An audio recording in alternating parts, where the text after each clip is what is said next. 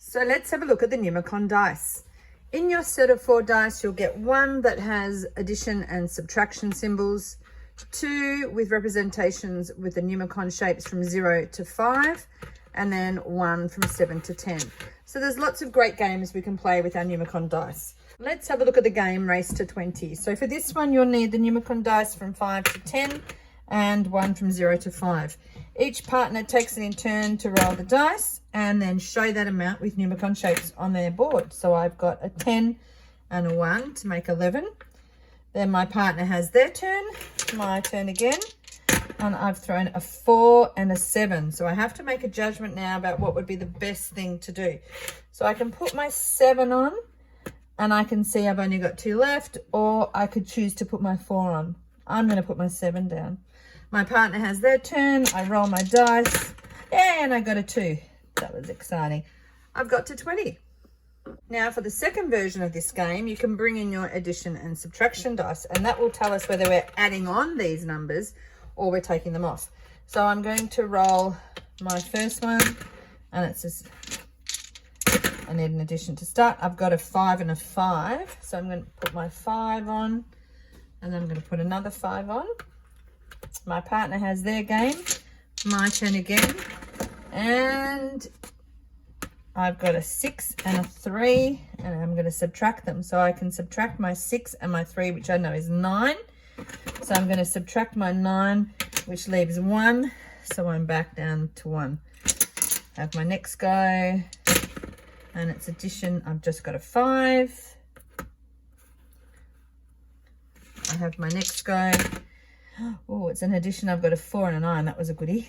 So I put down my 4 and I put down my 9, and I'm really hoping to roll a 1.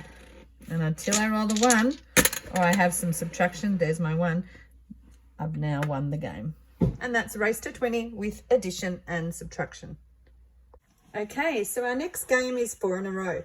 Now for this one, you'll need the 0 to 5 dice and the 5 to 10. And when you roll the 2 dice together, you've got a choice of what you put on the game board. So if I roll a 10 and a 4, then obviously I can put my 10 and 4 together to make a 14.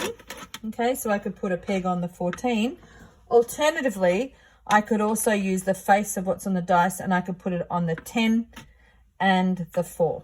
Okay, so if I'm trying to get 4 in a row, horizontally, vertically, or diagonally, I can be quite strategic about how I use what's on the dice. So for my next game, after my partner's turn, I'm rolling a 9 and a 4. So if I put my Numicon shapes out from 9 and 4, and then use my other Numicon shapes to find out exactly and validate. So that's a 13. So it's a 10 and a 3. So a 9 and a 4 is 13. I can then put it on the 9 and the 4, or then I can also put it on the 13. Roll my next one. Another 9 and 4 for 13. Now I've only got one 13 on the board. So this time I'm going to do my 9 and my 4. I'm going to do this 9, and I've already used that 4. Okay, so I can't use the 4 again. Roll again, a 6 and a 3, and another 9. Or I could use the 6 and the 3. Might put that one there. I keep rolling, a 7 and 2, another 9. So I can use my 7 and my 2, or a 9.